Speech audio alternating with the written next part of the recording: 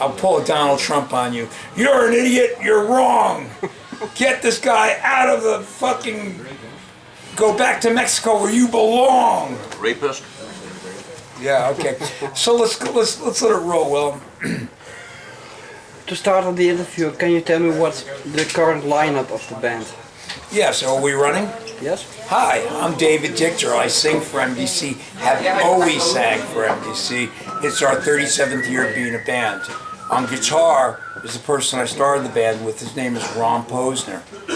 He's not always been in the band. In certain lineups, he has not come to Europe, but he has been the last 11 years, and this is about our 5th or 6th tour to Europe in the last 11 years, and it's our first one in 7 years. And we have Mike Smith on bass. Both are bass players from the past. One was named Mikey Donaldson. He lived in Amsterdam. Quite a character, quite an unbelievable bass player. He passed, and he's doing a lot of drinking and other stuff, and I'm not quite sure even the bottom line story, but he was living hard and fast. And on drums is Jesse Cobb. He's a young fellow. It used to be a guy named Auschwitz, Al Schultz. He was one of the originals that came over in 1982 to Paradiso with the Dead Kennedys, and he toured with me to Europe right up until the 90s. He's back home in Portland. He's got legal difficulties, and he can't leave the country. Yeah. But so it's two originals with two young men who are very competent musicians, but not our age. Yeah, your bass player has been with you since, I believe, 2008? He's actually been with us 2005, 2006, 2007. The bass player in Europe was still working with us, but he had trouble going home to America. He was afraid he was going to go home to America and they wouldn't let him back. So he would just do our European tours, even though he was our original United States bassist. He played on the first album, him and the other bass player named Frank Morris. And a fellow named Dejan Pota played drums back in the mid-2000s. He was a Serbian boy who was he's a man, but he lives, he's back in the Balkans, but he was living in Amsterdam through the early mid-2000s, and he did a few tours with us here. You just did a very intensive tour. Yes, we did. Through Europe from half July till now. This is the pre-last show, I believe? Yeah, second to last show. We have one more tomorrow. It's a benefit for Sea Shepherd. And tonight's the benefit for David Sedgwick Baby Orphanage in Nairobi, Kenya. Or Baby Elephant Orphanage. That's what I was living out. This is for baby elephants. Yeah, so this is the 45th gig. Tomorrow will be 46, and then we go home. We'll have been in Europe 57 days, and sounds like 11 off days, but 2 or 3 of them at the beginning of the tour, 2 or 3 are at the end, and most of the off days were drive ferry days, going to Calais, coming back, going from Zurich. Yeah, I was just thinking, you are doing this now for about 37 years now, like you say. Yeah. Is it still? It's so much fun. It is. It's rock and roll. You know, people still, want to come see us, and we can obviously make a profitable tour happen. And to be part of things, we headlined a festival in Finland, and I don't get the name of the city. Puntala Festival in Finland. We also played Monte Paradiso in Pula, Croatia. So much fun. We played Rome, Barcelona, Scotland. I'm a very happy person with what I've done with my life professionally. I'm also a special ed teacher, trained. I'm also a janitor and a recycler. I like putting cans in the right places. Okay. Yeah. I mean, Has to be done to put food on the table. Yeah. In America, they give you a nickel a can. Okay. So you go around and collect them, blah, blah, blah. And I've done that for years. When I look at videos of the band, I always notice there are a lot of people in the audience who weren't even born when you made your first record. But still they are.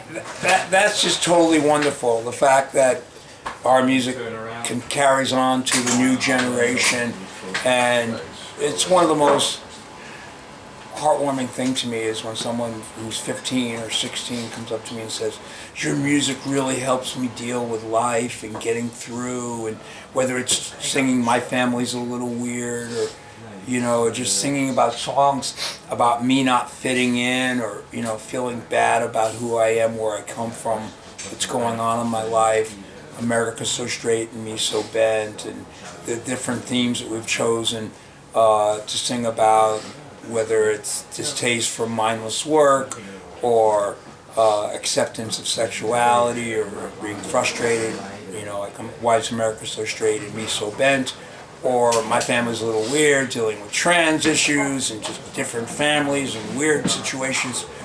It is really wonderful when young people, quite often in the States we'll play, because there's such a sharp division between all age shows and bar shows. We play these bar shows, a lot of times it's more profitable because they sell alcohol at them, and they won't let minors come to shows unless they're over 21, then obviously they're not minors anymore. But so we play these profitable shows, and I kid around and say they're my potbelly shows.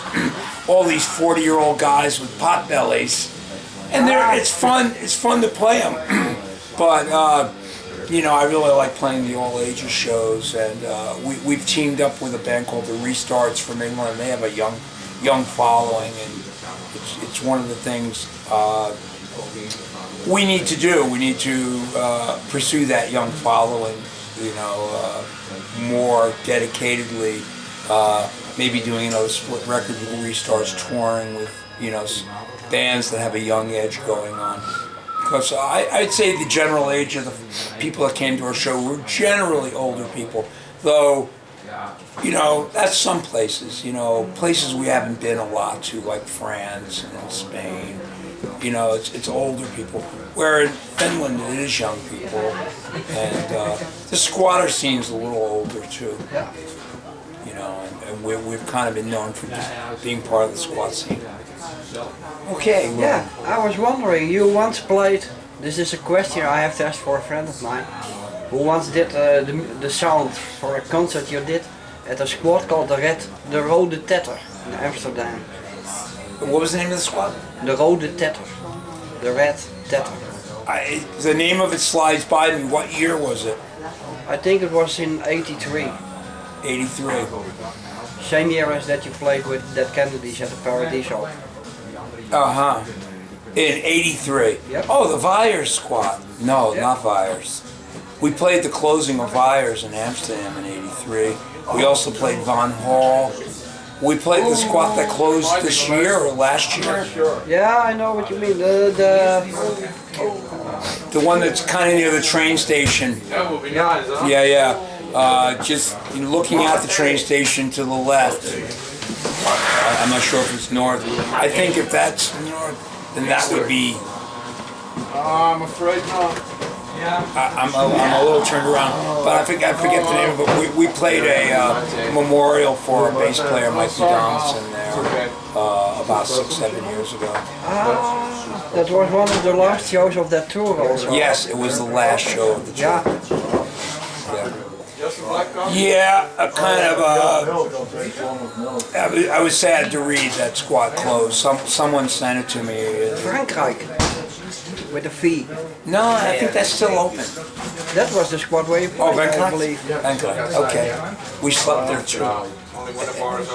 When I look at your tour guide, you played with way too many bands to mention.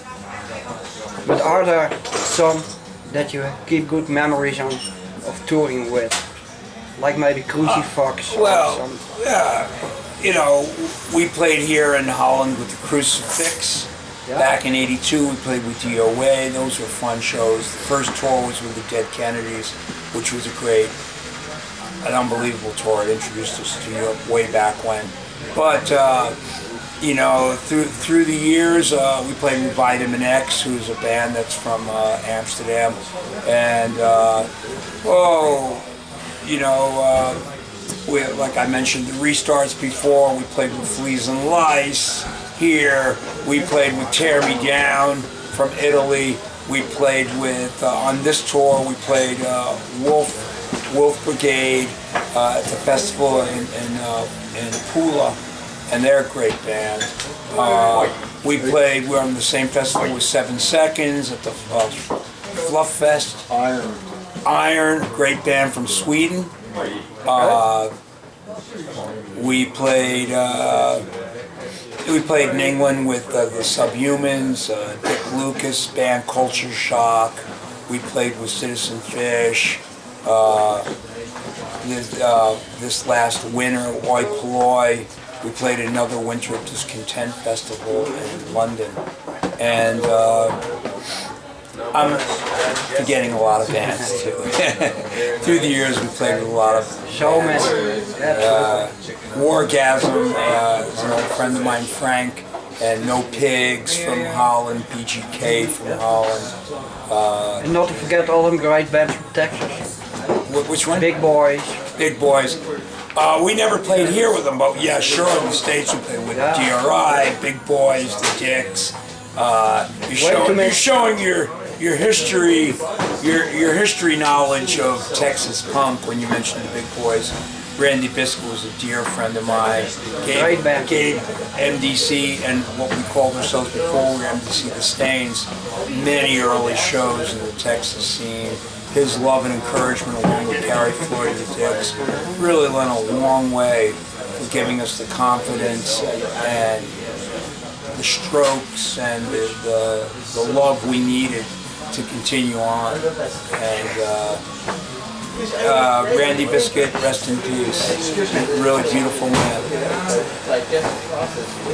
Yeah, why was it that you decided to change the band name from the Stains into MDC? We went on tour in 1981, and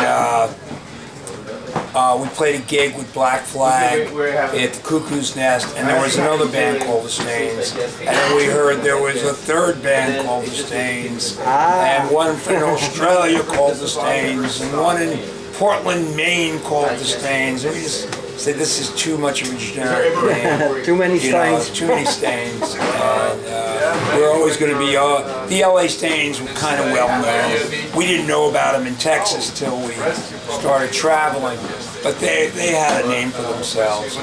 They were very glad to hear we're giving up on the name the Stains.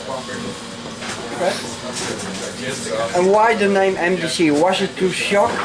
Or yeah, we were very shocked by the treatment. We were very shocked by the attitude and the treatment of the police towards regular people, towards migrant farm workers in Texas, towards punks everywhere in the early 80s. And we wanted a name that kind of captured the mood. And the drummer and I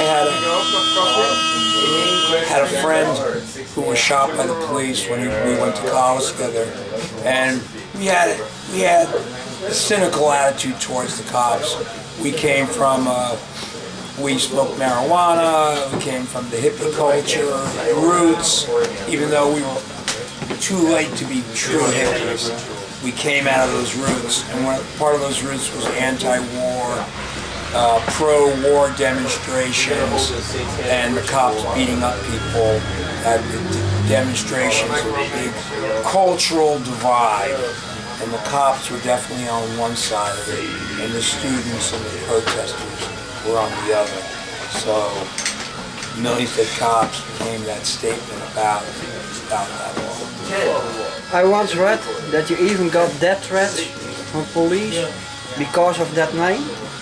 Is that true? We didn't get them on the phone or in the mail, but we had a few different times cops tell us when they found out our name, one of these days you're going to find yourself dead and buried in the field.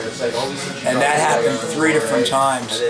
But I don't feel like a big You know, I think Martin Luther King and a lot of other political people had it a lot rougher than us. Yeah, okay. So there were some threats,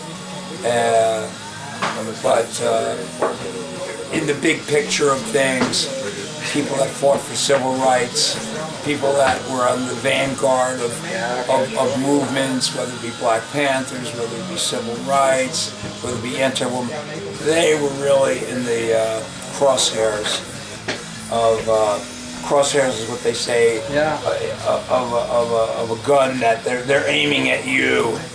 So they're in that, you know, there you are. So even though we were threatened a few times, I don't feel like it's hardly worth mention compared to the way, say, Martin Luther King was threatened or Medgar Evers was killed. You know, those people were really threatened. In that case, I was wondering, when you look at the current situation in America now with police shooting at unarmed black people and such, doesn't it feel like it's a full cycle and it starts all over again? You know, there's two different opinions about that. One is that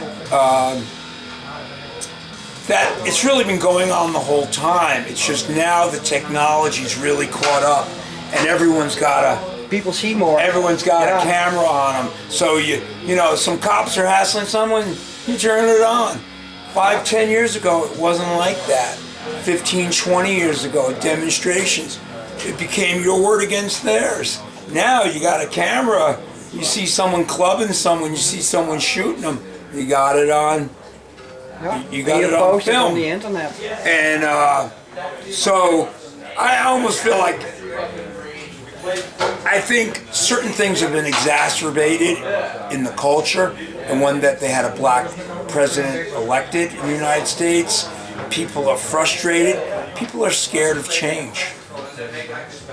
And they want their country back. They want the good old days. You know, in the good old days, what are the good old days? White and black drinking fountains. The good old days when people listened to the cops. The good old days when people knew their place. And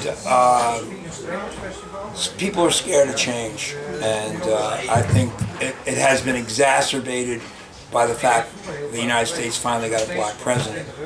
African American president, and but I think it's been along the whole time. You know, like, you know, someone asked me, "Why do you think it's happening all of a sudden?" And it's like, it's not just happening all of a sudden. You know, there's been farm workers in Texas shot and killed and buried, and you know, found years later, 30 years ago, and it just wasn't reported on. It wasn't, no one had a camera, no one saw it. Eyewitness, one person's word against another, swept under the rug, as we say in America. Do they say that here in Holland? Yeah, I know. Swept under the rug? Absolutely. People don't want to know ugly facts, they sweep them under the rug. What's going on? Dave, you already got food? What's that? You already got food? I already got a plate and I put it away behind the bar, so I'm all good. Perfect. But so you don't think America has become more of a police state than it already was? I think it might has been exacerbated by the fear of a black president. But also in the use of new technology. And there's also something that happens when George Bush is, when Republicans or conservatives, the right wing settles down. And when Democrats like Clinton or Jimmy Carter, the right wing comes up. Yeah. So there's also that involved, and the camera technology. I think it all plays a part, and I'm not an expert, truly. A whole different question. Last year you released your first album on vinyl. Is there any chance the other albums will also be released? Oh, they're all coming out. 2 or 3 of them are already out, Smoke Signals and the Live at CBGB's album. And we have a label called Beer City Records, and they're our new label. Is that your own label? Milwaukee, and they're putting out everything. slowly but surely. They've got 3 or 4 albums out, and they promise by next spring to have all 8 or 9 MDC albums out with the Peace compilation. If you know about that, it's a 52-band Peace compilation with Dutch bands and Japanese bands. International. It goes way back to 1984. I read on the internet that you are also busy on an unplugged project. How are things going with that? Well, that's my bass player of MDC right there, standing next to you. His name's Mike. We do it together. We work with this female named Erin Cookman, and she's a lovely young woman, and we work on our harmonies together. And it's a different take of some of the MDC songs. Some are own new songs that are a little more social, a little more fun, but we love doing it. And we call it Mike and Dave Country, MDC, Mike and Dave Country, and we play acoustic instruments, and we do like just a slowed down version. And the thing is, many MDC songs were written acoustically, because before even punk rock, I was very influenced and was playing folk music and country music and bluegrass music with friends 73, 74, 75, 76. Okay. In fact, Chicken Squawk was written 2 years before the first version of the Stain/MDC. And My Family was a Little Weird was written before. I Hate Work was written before the band was, and a lot of ideas that went into future songs came from pre-punk and pre-MDC, as well.